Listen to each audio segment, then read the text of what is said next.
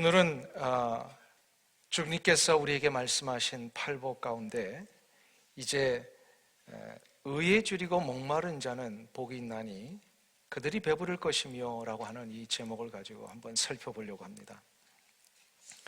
우리가 흔히 쓰는 말 중에 잘 산다는 말이 있습니다. 저 집은 참 잘 사는 집이야, 저 사람 참 잘 사는 사람이야 라고 하는 이 표현을 우리 하고 있습니다. 또 우리 주변에도 그런 표현의 대상자들이 분명히 있습니다. 저 사람 참 잘 사는 사람이야 라고 했을 때는 어떤 기준으로 그거를 말씀하신다고 생각합니까? 부자로 산다는 것을 의미할 수도 있고요, 부요한 자로 산다는 것을 의미할 수도 있습니다. 그럼 부자로 산다는 것과 부유하게 산다는 것은 어떻게 다른 것입니까? 부자로 산다는 것은 우리가 분명히 이 상식적으로 알 수 있습니다. 많은 어떤 외적인 물질과 권력과 명예와 이런 어떤 그 보이는 것들을 가졌느냐로 우리는 잘 산다라고 생각을 합니다. 그러면 부유하다라고 하는 것, 부유하게 산다는 것은 어떤 기준으로 우리가 이야기를 합니까? 분명히 이 부유함의 기준은 외적인 명예와 권세와 물질을 가진 것이 아닌 또 다른 기준이 분명히 있을 거랍니다. 그게 바로 뭘까요? 그것은 어쩌면 우리의 내면 속에서부터 솟아나오는 참된 기쁨과 만족이 있을 때 부유한 자다라고 할 수 있을 것입니다. 자, 그러면 한번 질문을 할 때 한번 대답을 해보세요. 우리 주변에 부자로 살지만 부유하게 살지 못하는 자들이 있을까요, 없을까요? 있죠. 부자로 살지만 부유하게 살지 못하는 사람들이 있습니다. 근데 다시 그럼 반대로 부자로 살지는 못하지만 부유하게 사는 자들이 있을까요, 없을까요? 있습니다. 그렇죠? 자, 그럼 여러분은 어느 쪽입니까? 부자로 사십니까? 부유한 자로 사십니까? 조금 이 대답이 점점 어려워지시죠? 자, 그러면 여러분이 바라는 건 뭡니까? 부자로 사는 겁니까? 부유한 자로 사는 겁니까? 예? 둘 다. 예. 부자로도 살면서 부유하게 사시는 것. 정말 그거는 놀라운 대답입니다. 예. 그래야죠. 맞습니다. 모두가 다 부자로 살면서 부유하게 사시기를 축원합니다. 그런데 실제로는요, 그게 쉽지가 않아요. 쉽지가 않아요. 부자로 살면서도 부유하게 산다는 게 쉬운 일이 아니에요. 왜 그럴까요? 우리 인간의 본질은 이 죄된 본성이 있기 때문에 이 죄된 본성 중에 하나가 바로 탐욕입니다. 그러니까 이 탐욕의 문제가 우리 내면에 늘 깔려 있기 때문에 아무리 많은 것을 소유해도 물질과 권세와 명예가 갖추어진다 할지라도 여기에 만족이 되지 않는 성향들이 있습니다. 한번 보세요. 그 옆집 사는 그 부자로 사는 사람들 가서 보면 만족하십니까? 하면 대부분 다 아니라고 얘기를 합니다. 왜요? 이 만족이라고 하는 것이 뭔지를 잘 모르기 때문에 그렇습니다. 늘 우리는 가지고 있는 어떤 것을 그 기준으로 해서 생각을 하게 되어 있습니다. 자, 그러면 정말 우리의 인생은 이 세상 끝나는 날까지 만족이 되지 않는 것입니까? 만족이 되지 않는다라고 하는 것은 결국은 부요함을 누리지 못하게 될 수도 있다라는 뜻일 것입니다. 그러면 우리는 이 세상 끝나는 날까지 부유한 자로 살 수 없다는 얘기일까요? 그렇지 않습니다. 부유한 자로 살 수 있는 방법이 있다라고 오늘 본문에서 주님이 말씀을 하십니다. 우리 마태복음 5장 6절을 다시 한번 보시겠습니다. 마태복음 5장 6절입니다. 다 같이 한 목소리로 다시 한번 우리의 믿음의 고백으로 읽겠습니다. 의에 줄이고 목마른 자는 복이 있나니 그들이 배부를 것이며. 아멘. 여기서 배부르다라고 하는 것이 바로 우리가 지금 생각하고 있는 만족하게 된다라는 뜻입니다.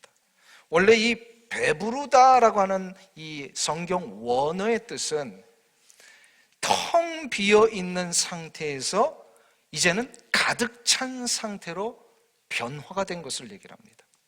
텅 비어 있을 때는 어떤 느낌이 들지요? 바로 공허함이 들고요, 불안함이 들고. 그러나 가득 차게 되면 어떻게 되지요? 안정을 찾게 되고 만족을 얻게 됩니다. 한마디로 인생의 부요함을 얻는 길이 여기 있다라는 겁니다. 뭐 어떻게 하기만 하면, 의에 줄이고 목마르기만 하면 참된 인생의 안정과 만족, 곧 부자를 넘어서서 부요함의 축복을 누릴 수 있게 되더라는 것입니다. 자, 그러면 의에 줄이고 목마르다라고 하는 것은 어떻게 되는 것입니까? 어떻게 해야 의에 줄이고 목마른 것입니까? 이것을 알기 위해서는 의에 줄이고 목마른 것이 무엇인지를 먼저 알아야 되고요, 두 번째로는 그러면 의에 줄이고 목마른 자에게 나타나는 이 배부름의 축복은 구체적으로 무엇인가를 알아야 합니다. 이 두 가지를 우리가 한번 질문하면서 살펴보려고 합니다. 첫 번째 질문, 의에 줄이고 목마르다는 것은 무슨 뜻일까요? 의에 줄이고 목마르다라고 하는 것은 하나님이 정해놓으신 의로운 기준에 도달하려고 하는 그 열망을 얘기를 합니다. 우리의 힘으로 의로워질 수 있을까요, 없을까요? 한번 대답해 보세요. 우리의 힘으로 의로워질 수 있을까요, 없을까요? 없습니다. 왜요? 우리는 본질적으로 의로워질 수 없는 죄된 몸과 영혼을 가지고 있기 때문에 그렇습니다. 자, 그러면 이렇게 불가능한 이 일에 대하여 의로워지기를 위하여 다 갈망하라고 하신 것은 무슨 뜻입니까? 이미 우리가 의로워질 수 없다는 것을 하나님은 아셨기에 우리가 의로워질 수 있는 방법을 하나님이 우리 가운데 주기로 하셨습니다. 그게 바로 예수 그리스도를 이 땅에 보내신 것입니다. 예수님이 이 땅에 오셔서 십자가 위에 제물이 되심으로, 희생양이 되심으로 우리가 가지고 있었던 모든 그 의에 이를 수 없는 불완전함의 근본적인 원인, 죄의 문제를 예수님이 다 가져가셨습니다. 이거를 죄의 전가다. 무슨 얘기예요? 죄를 예수님에게로 전가시켜버렸다는 겁니다. 그런데 놀라운 사실은 예수 그리스도께서 이 죄의 문제를 가져가시고 십자가 위에서 달려 돌아가시고 부활하심으로 인하여 그 사실을 믿는 자마다 예수님의 의가 그 사람에게 다시 전가됩니다. 이거를 이중전가다라고 얘기를 합니다. 좀 어려운 신학적인 용어지만 우리의 죄는 예수님에게로 전가되고 예수님의 의로우심은 우리에게로 전가되었습니다.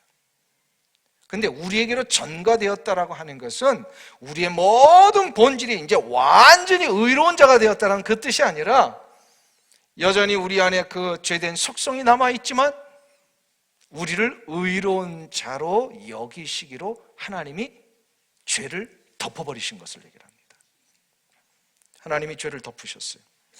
그래서 우리의 수천 수만 가지의 죄의 문제가 이제 예수 그리스도의 십자가의 은혜 때문에 완전히 어떻게 해결받고 의로운 자로 칭함을 받았습니다. 이제 여기서 더 중요한 게 있어요. 이제 우리가 해야 할 일이 있는 거예요. 우리가 해야 할 일이.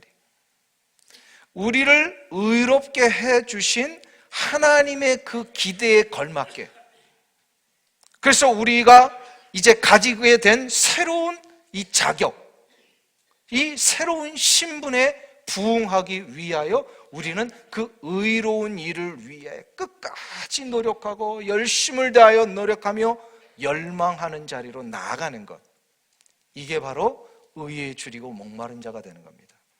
다시 정리합니다. 이거 기독교의 굉장히 중요한 원리예요. 이게 말은 뭐냐면 우리가 의로워지기 위하여 무엇인가를 끊임없이 하는 게 아니라 이미 우리는 이제 하나님의 은혜로 의로워진 자가 되었기 때문에 그 하나님의 기준에 걸맞는 의로워지는 이 삶을 위하여, 그 기준을 위하여 계속해서 열망하고 노력하고 나아가야 된다. 이거를 잘 이해 못하고 오해하잖아요. 그러면은 이 기독교의 진리의 이 핵심을 잘 이해를 못하면 어떻게 되냐면 자꾸 뭔가를 해서 구원받고 의로워지는 이 종교로 자꾸 갑니다. 캐톨릭으로 빠지게 되고 이슬람으로 빠지게 되고 불교로 빠지게 되고, 이 문제를 해결받지 못하고 이걸 이해를 못하면 자꾸 다른 종교로 가게 돼요. 우리 기독교가 근본적으로 다른 게 이거입니다. 그게 바로 뭐냐면 이미 우리는 하나님의 은혜로 의로워진 자가 된 거예요. 아멘. 이제 그 의로워진 자에 걸맞게 사는 겁니다. 이게 의에 줄이고 목마른 자의 모습입니다. 계속해서 내가 의로운 자처럼 이제는 살아야 되는 거예요. 살아야 되는 거예요. 자, 이것이 의로운 자로서 사는 것, 의로운 자답게 사는 것, 이게 이제 의에 줄이고 목마른 자다라고 했습니다. 그럼 두 번째 질문을 해야 합니다. 두 번째 질문 뭐라 그랬죠? 제 설교할 때는요, 이 질문을 잊지 않으셔야 됩니다. 질문. 두 번째 질문 뭐라 그랬어요? 의에 줄이고 목마른 자에게 주시는 이 부요함의 축복이 있다. 배부르게 된다 그랬잖아요. 그러면 그 배부름이 어떻게 나타나느냐? 구체적으로 어떤 양상으로 나타나느냐? 이거를 알아야 된다는 거예요. 이것은 세 가지 양상이 있습니다. 세 가지. 첫 번째, 의에 줄이고 목마른 자에게는요, 하나님만을 기대하며 하나님만을 바라볼 수 있게 해 주게 됩니다. 우리 한번 따라 하실까요? 의에 줄이고 목마른 자는 하나님만을 기대하고 바라본다. 이게 배부른 자에게 주어지는 부요함의 첫 번째 축복입니다. 하나님만을 바라보게 된다라고 하는 것은 하나님만이 나의 소망이시며 나의 삶의 모든 문제를 해결하실 수 있는 유일한 분이십니다 라고 하는 것을 내가 깨닫고 그렇게 자꾸 열망하는 것을 말합니다. 그렇게 자꾸 열망하는 것. 오래전의 일입니다. 제가 가급적이면 군대 얘기를 안 하려고 하는데 오늘은 좀 해야 될 것 같아요. 제가 군대 처음 들어가가지고 논산훈련소에서 훈련을 받을 때 일입니다. 얼마나 그때는 배가 고픈지요. 훈련 받고 이제 막 아주 이 청년 젊은 시절에 육체도 왕성한데 계속 훈련 받으니까. 그런데 이 훈련소에서는요, 이게 배고픔을 참는 것도 훈련이라 그래가지고 삼시세끼에 밥을 주는 거 외에는 아무것도 못 먹게 했어요. 그때 당시에는. 그러니까 밥 먹고 나서 한두 시간만 있으면 훈련 받으면 또 배가 고프고 금방 또 배가 고프고, 이 배고픔이라는 게 이렇게 힘든 거구나 그때 알았어요. 그런 훈련 한참 받던 그 어느 날 이제 그 부대 바깥의 야영장으로 이렇게 훈련을 받으러 가는데 이제 마을을 지나게 되었습니다. 마을 한 어귀에 상점이 하나 있었는데 그 상점 앞에서 어떤 사람이 이 삼립 단팥빵을 먹고 있는 거예요. 그때 당시에는 그 단팥빵이 그 삼립이라고 하는 회사에서 나온, 삼립이 회사인지 단팥빵 이름인지 모르겠는데 하여튼 삼립 단팥빵을 먹어요. 봉지를 탁 뜯어가지고 한 입을 먹고 있는데 그걸 보는 순간요, 그게 그렇게 먹고 싶은 거예요. 배가 고프니까 저 단팥빵 한 번만 먹어봤어요. 훈련 내내 단팥빵이 머릿속에 막 없어지질 않는데 그날 밤 잘 때까지 그러나 하면서 삼립 단팥빵, 삼립 단팥빵, 이 얘기를 일부 예배 때 했더니 삼립 단팥빵 대리점 하셨던 권사님이 계시더라고요. 우리 교회. 그래서 그 단팥빵 이제 먹고 싶다. 그런데 제가 그때 나이가 26이었습니다. 대학을 졸업하고 신학교에 들어가서 전도사로 일을 하다가 이제 더 이상 군대를 늦출 수 없어서 이제 그때 갔는데요. 한번 보세요. 26세 전도사로, 그때는 이제 어느 정도 이제 정말로 이렇게 체면도 있고요. 이런 거를 이렇게 할 줄 안다고 생각했는데 사람이 배가 고파지니까 삼립 단팥빵 외에는 안 보이더라고요. 야, 이렇게 변할 수 있구나. 이렇게 변할 수 있구나. 그때 알았어요. 배가 고프면 그 배고픔을 해결해 줄 수 있는 대상밖에는 보이지 않는구나. 의에 줄이고 목마르게 되면 이 내 인생의 목마름을 해결해 주실 수 있는 하나님밖에는 보이지 않습니다. 진짜 인생의 목마름을 안다면, 진짜 인생의 이 갈증의 해결에 대한 열망이 있다면 이 모든 문제의 유일한 해결자 되신 예수 그리스도, 전능하신 우리 하나님 아버지 외에는 보이지가 않게 되는 거예요. 고아로 자란 아이에게는요, 언제나 자기 자신을 낳아준 부모님에 대한 배고픔이 있습니다. 이 고아로 자란 아이에게 부모님에 대한 배고픔의 문제를 해결하는 방법은 뭘까요? 부모님을 만나야만 됩니다. 마찬가지입니다. 우리 내면의 존재, 인생의 문제에 대한 배고픔과 갈증이 있는 자들은요, 나를 존재케 해 주신 전능하신 하나님을 만나야만 그 문제를 해결을 받을 수 있습니다. 그러니까 하나님을 열망하고 하나님을 바라보게 된다라고 하는 것은 놀라운 축복입니다. 하나님을 바라보고 하나님을 열망하는 자에게는 그 생명의 근원이 되시는, 그리하여 우리의 영원한 생수가 되시는 예수 그리스도께서 우리의 목마름을 해결하셔 그것을 채워주십니다. 예수님께서 사마리아 수가성을 지나실 때에 우물가에 있었던 한 여인을 만나십니다. 이 여인을 향하여서 나에게 물을 좀 달라 하니까 이 여인이 굉장히 당황을 했습니다. 왜냐하면 사마리아인과 유대인은 서로 상종을 하지 않던 그런 시대이기 때문입니다. 그런데 유대인으로 보이는 한 예수님, 그가 처음에는 예수님이 누군지를 몰랐겠죠. 예수님이 물을 달라 하니까 어떻게 유대인인 저에게 이렇게 말을 하며 물을 달라 하실 수 있습니까? 라고 했습니다. 그러나 이 여인은 또다시 한 가지 또 당황한 게 있었어요. 이 여인에게는요, 남편이 5이 있었는데 현재는 그 남편이 아무도 없고요, 혼자인 상황이 되어버렸습니다. 왜 그랬을까요? 그 당시에 남편이 5이나 바뀌었다라고 하는 것은 5번이나 버림을 받았다라는 얘기입니다. 이 여인이 무슨 부정하고 불결한 여인이라고 하는 그런 기록이 아닙니다. 그 당시의 모든 여인들이 이혼을 하게 되는 유일한 일은 바로 버림을 받는 것입니다. 버림을 받는 것. 그렇기 때문에 이 여인에게는 남편이 5이나 바뀌었다라고 하는 이 사실은 인생에 결코 지울 수 없는 큰 상처였습니다. 아픔이었습니다. 여기다가 한 가지 더 이 여인에게 문제가 있습니다. 그것은 바로 이제는 그 상처와 아픔과 모든 사람들로부터 이제 소외된 이 상황이기 때문에 그 여인은 혼자 자신의 생존의 문제를 해결해야만 됐던 여인입니다.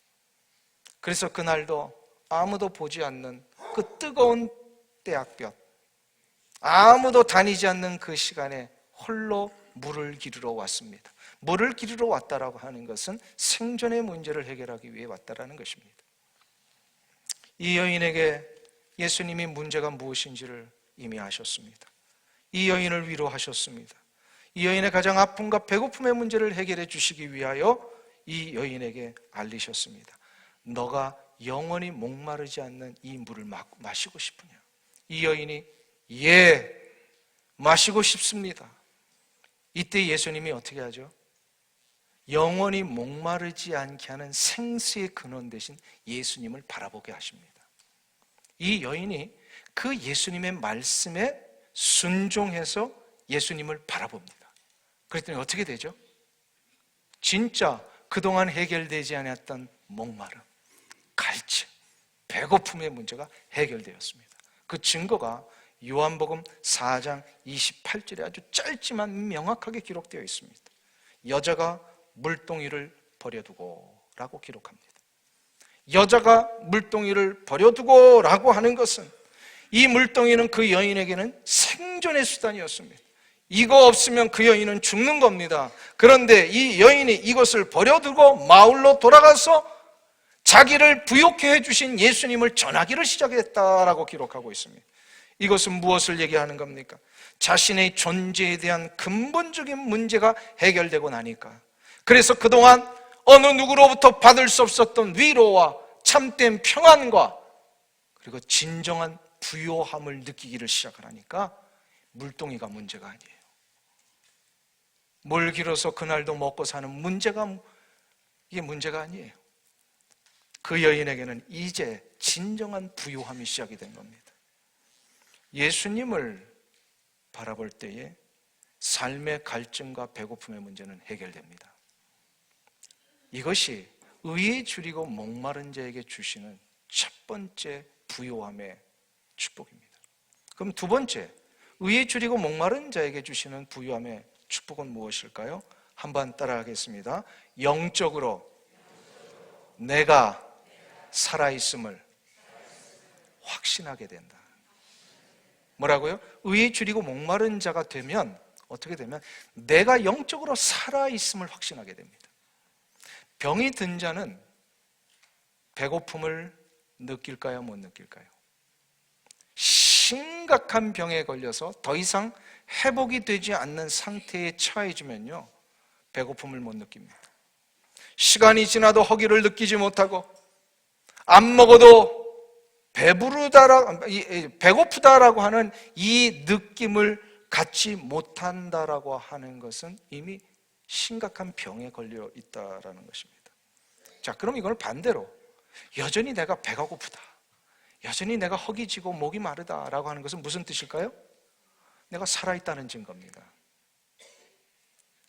1995년도에 한국에서 그 여름입니다. 7월에 그 유명했던 백화점이 하나 그냥 갑자기 무너진 적이 있죠. 삼풍백화점이 무너졌습니다. 그래서 많은 사람들이 죽었는데 한 열흘에서 한 15일 사이에 몇 명이 그 무너진 건물 더미에서 생존되어서 이렇게 구출받은 일이 있었습니다. 그 중에 한 청년의 이야기예요. 이 청년이 열흘 동안 이 무너진 건물 더미에 갇혀 있었는데 기적적으로 구출이 돼가지고요, 살아나왔어요. 그래서 많은 사람들이 그 청년을 향하여 인터뷰를 했습니다. 소감이 어떠십니까? 했더니 이 청년의 첫 마디가 식혜가 먹고 싶습니다 그랬어요. 식혜. 그때 그래가지고 그때 무슨 식혜 그 회사 이름을 얘기를 했는데 그 회사가 아주 그냥 굉장히 많이 팔렸답니다. 식혜가 먹고 싶다. 제가 그때 알았어요. 저것 때문에 저 청년이 살아있었구나. 무엇인가 먹고 싶은 이 갈망, 이 배고픔이라고 하는 것은요, 아직도 살아있다라는 증거입니다. 이 청년이 배고픔이 있었기 때문에 살 수가 있었던 거예요. 이건 다른 말로 살아있기 때문에 배고픈 거예요.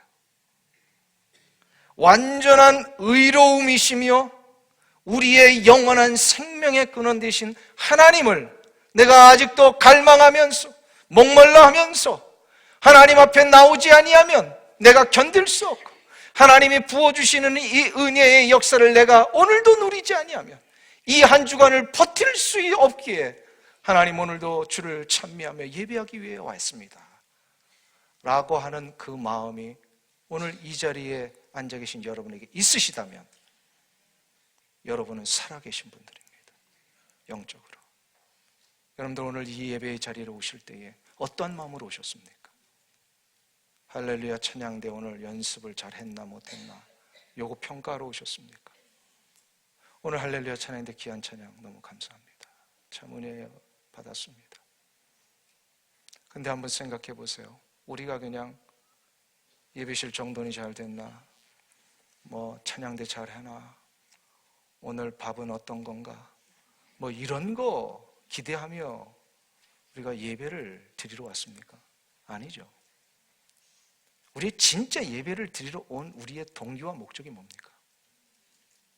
이 예배를 통하여 나를 드리며 나를 드리는 순간 하나님이 그 놀라운 은혜의 역사를 내게 부어주시는 이 놀라운 인카운팅의 감격, 하나님을 만나는 기쁨, 이것이 없이는 내가 이 한 주간 버틸 자신이 없기에 오늘도 영적으로 나를 부어주시옵소서 라고 하는 이 열망을 가지고 나오는 그 목적이 있다면 이게 바로 하나님에 대한 간절한 배고픔입니다. 이 영적인 배고픔과 갈증이 있다면 여러분은 아직 영적으로 살아 계신 분들입니다. 그래서 배고픈 자만이 배부름의 축복이 무엇인지를 알 수 있습니다. 예수님께서 이 말씀을 하셨을 때 이 말씀을 듣던 많은 사람들은 대부분 늘 배고픔을 누리며 살았던, 배고픔을 느끼며 살았던 사람들입니다. 특별히 갈릴리 지역에 있는 서민들은요, 배불리 한번 먹어보는 일이 소원인 그런 사람들입니다. 다 가난하게 살았습니다. 이런 자들의 아픔을 주님이 아시고요, 한번 예수님이 저들에게 배부른 체험을 해줘야 되겠다 생각하시고요, 벳세다 들녘으로 다 모으셨어요. 남자만 5,000명이니까 여자와 어린아이까지 포함 한 2만 명 이상이 모였던 것 같아요. 이 벳세다 들녘에서 어린아이가 가지고 온 보리떡 5개와 물고기 2마리를 가지고 저들을 먹이시기를 시작합니다. 그런데 이들이요, 먹어도 이 음식이 줄지를 않는 거예요. 그래서 정말로 저들이 평생에 한 번도 경험해 보지 못한 놀라운 배부름을 경험을 합니다. 이거를 속된 말로 배 터지도록 먹었다 그러잖아요. 배 터지도록 먹은 거예요. 그게 성경이 그렇게 기록되어 있어요. 마태복음 14장 20절에 보면 다 배불리 먹고 남은 조각을 12바구니에 차게 거두었으며 그랬습니다. 다 배불리 먹고 남았다. 여기서 다 배불리 먹었다라는 것은 속된 말로 배 터지게 먹은 거예요. 그래가지고 이 벳세다 들녘에 있었던 이 가난하고 소박했던 수많은 사람들이 진짜 배부름이 무엇인지를 그때서 처음으로 경험합니다. 아, 이게 배부르다라는 뜻이구나. 이렇게 느낄 즈음에 예수님이 한 가지를 더 가르쳐 주시는 거예요. 너희들이 육체의 배부름도 이렇게 좋은 걸 안다면 진짜 영원히 없어지지 않은 진짜 좋은 배부름이 무엇인지를 아느냐? 그게 바로 영생의 축복을 누리는 것이다. 천국의 백성이 되는 것이다. 그리하여 천국에서 내리시는 놀라운 은혜의 축복을 날마다 누리며 소유하며 간직할 때에 없어지지 아니하는 기쁨, 없어지지 아니하는 만족을 너희들은 누릴 것이다. 이거를 가르쳐 주시기 위해서 오병이어 기적을 얘기를 하신 거예요. 그러면서 이 영생의 축복을 누리기 위해서는 어떻게 해야 된다고요? 영원히 배부르게 해주시는 생명의 떡을 먹어야 된다 그럽니다. 생명의 떡이 누구세요? 예수님이십니다. 그래서 요한복음 6장 51절에서 예수님이 이렇게 얘기를 하세요. 나는 하늘로서 내려오는 산 떡이니 사람이 이 떡을 먹으면 영생하리라. 할렐루야. 예수님이 하늘로서 내려온 떡이세요. 그리고 이 떡을 먹는 자마다 영원히 살게 됩니다. 영원히 산다라고 하는 것은 없어지지 아니하고 닳지 아니하는 영원한 부요함을 누리게 된다는 것입니다. 할렐루야. 그러니까 배고픈 자만이 이 부요함의 축복을 누릴 수 있습니다. 영적 배고픔을 느낀 자만이 예수님이 주시는 영생의 배부림이 무엇인지를 알게 될 것입니다.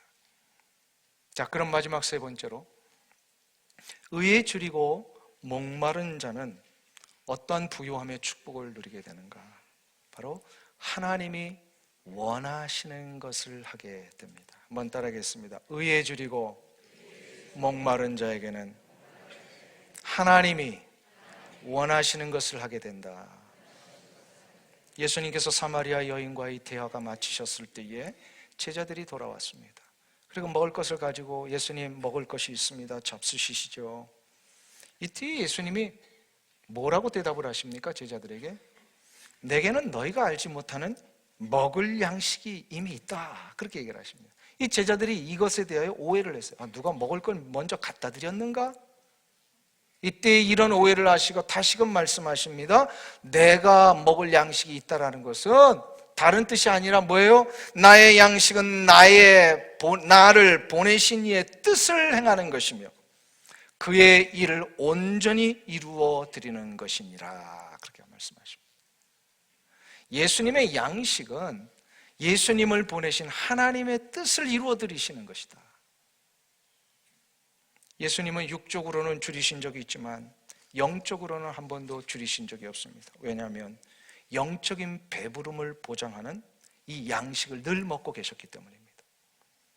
바로 하나님 아버지의 뜻을 온전히 이루어 드리는 것. 마치 이런 겁니다. 내가 사랑하는 누군가를 위하여서는 그가 원하는 것이 무엇인지를 알 때, 그걸 할 때는요, 배고픔도 모르고요, 부족함도 모르고, 아무리 힘든 일을 해도요, 피곤한 줄을 모릅니다. 그렇죠? 해보셨죠? 연애 시절에 안 해보셨어요? 저만 해봤나요? 그렇잖아요. 사랑하는 여인을 위하여 뭔가 맛있는 걸 사주고 싶은데 돈은 얼마 없어요. 그러면은 있는 돈 없는 다 그래 다 사주고 자기는 그냥 집으로 걸어가야 돼. 근데 그 집으로 걸어가야 되는 이 상황이 스스로 처량하게 느껴요? 아니죠. 막 감격이 막 나오는 거예요. 그냥 아무리 오랜 시간을 걸어가도 금방 걸어가는 것 같고요. 이게 사랑하는 이를 위하여 그가 원하는 무엇인가를 내가 하고 있을 때 느끼는 감격입니다. 지금 예수님이 그 이야기를 하고 계시는 거예요. 내가 하나님을 사랑하고 내가 하나님을 간절히 열망한다면, 그리하여 하나님이 원하시는 것이 무엇인지를 내가 안다면 그 하나님 원하시는 것을 위해 내가 하게 되어 있습니다. 할 때에 놀라운 부요함이 시작이 됩니다. 부요함이 시작, 기쁨이 일어나는 거. 수년 전에 단기 선교를 갔을 때 일입니다. 함께 참여하셨던 한 집사님께서 며칠째 시간만 되면 이 식사 자리에 안 보이시는 것을 나중에 알게 됐습니다. 알고 봤더니 그 집사님께서 단기 선교 오시기 전에 이빨 전체를 드러내고 이빨 치료를 하시는 중에 이미 약속된 단기 선교를 이제 오게 되셨고요. 그래서인지 정상적인 음식을 씹을 수도 없는 그런 상황에서 선교를 오게 되셨습니다. 그래서인지 본인이 음식을 먹는 시간에는 음식을 먹지 못하니까 미안해서라도 그냥 그 자리를 일부러 피해 주신 거였습니다. 그러나 한번 생각해 보세요. 그 무더운 날씨에 열악한 이 정글의 환경에서 먹지도 못하는 이 고생은 이루 말할 수 없습니다. 먹지 못하면 에너지가 안 나오니까 힘도 없을 텐데 이분은 그냥 그 시간들을 열흘을 그냥 버티신 거예요. 그래서 끝나고 나서 한 20파운드가 빠지셨대요. 그런데도 불구하고 이분의 그 열흘 동안의 선교의 그 생활을 다른 사람들이 그렇게 고생한 줄을 몰랐어요. 실은 내색을 하지 않고 오히려 고생하고 있는 이런 고통스러운 모습을 보이지 않고 오히려 얼굴에는 웃음이 있었고 입에는 감사가 넘쳐나고 계셨기 때문입니다. 제가 그래서 선교가 끝나고 그게 어떻게 가능했는지 한번 여쭤봤어요. 집사님, 그게 어떻게 이게 가능하십니까? 열흘 동안 그냥 식사를 전혀 못하고 본인이 쌓아져 있는 이 가루봉지 있잖아요. 그걸 뭐라 그러죠? 선식. 이거 그냥 가루를 조금씩 드시면. 그 어떻게 그렇게 견디실 수가 있었습니까? 이분이 하시는 말이, 앞으로 내가 인생을 산다면 얼마나 더 살겠습니까? 하나님 앞에서 여기 오기로 한 이상 내 삶은 더불어 사는 인생인데 하나님이 원하시는 일을 하며 살려고 하니까 힘든 것을 모르겠습니다. 그냥 감사할 뿐입니다. 라고 하는 그 고백을 하시더라고요. 제가 이 고백을 들으면서 저런 고백이야말로 하나님을 사랑하는 자만이 할 수 있는 능력의 고백이구나. 아무리 자기가 육체적으로 지치고 힘들어도 하나님이 기뻐하시는 그 일을 하는 것 때문에 내면에서는 감격이 일어났던 거예요. 이것이 바로 의에 줄이고 목마른 자에게 주시는 부요함이 아닐까요? 하나님이 원하시는 것, 하나님이 기뻐하시는 것을 하는 자에게는 예외 없이 이러한 부요함이 진정으로 시작되는 줄 믿습니다. 물가에 사는 새 중에 가장 아름답다고 하는 백조는 우아함의 대명사라고 할 수 있습니다. 백조가 뭔지 아시죠? 아름다운 그 하얀색의 새. 그래서 백조 하면 참 우아하다라고 많은 예술가들이 표현을 합니다. 이런 백조가 물 위에서 살아가기 위해서는요, 평생토록 두 가지를 해야 한다고 합니다. 하나는 부지런히 물 속에 갇혀있는 자기의 두 다리를 끊임없이 저어야 한다고 합니다. 그러니까 백조는 위에는 우아하게 아름답게 떠다니는 것 같지만 물 밑에서는 어떻게 돼요? 계속해서 이 발을 저어야 돼요. 그래서 어떤 사람들은 이걸 가지고 뭐라 그래요? 내숭이다 뭐 그렇게 표현하는 겁니다. 아닌 척 하는데 속에서 막 실은 이게 내숭이 아니고요, 저는 이렇게 생각을 해요. 아름다움과 우아함을 유지하기 위한 대가를 치르는 것이다. 아름다움을 보여주고 우아함을 유지하기 위해서는 그만큼 치열한 대가가 있어야 돼요. 근데 두 번째, 이 백조가 평생에 해야 하는 것이 있답니다. 바로 깃털을 항상 자신의 몸에서 기름샘에서 나오고 있는 기름을 자기의 부리를 가지고 다 발라야 한답니다. 그래야 이 깃털이 물속에 오래 있어도 체온을 유지할 수 있다고 합니다. 저는 이 백조의 이 두 가지 원리를 보면서 이게 그리스도인들의 원리하고 똑같다.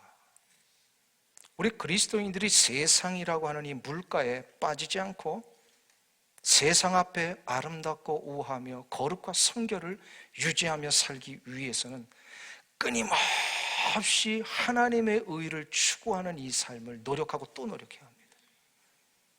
아까 말씀드렸습니다. 우리는 의로워지기 위해서 하는 게 아니라 이미 의로워졌기 때문에 의로워진 자의 모습에 걸맞게 살기 위해 노력하고 또 노력해야 된다라고 말씀드렸습니다.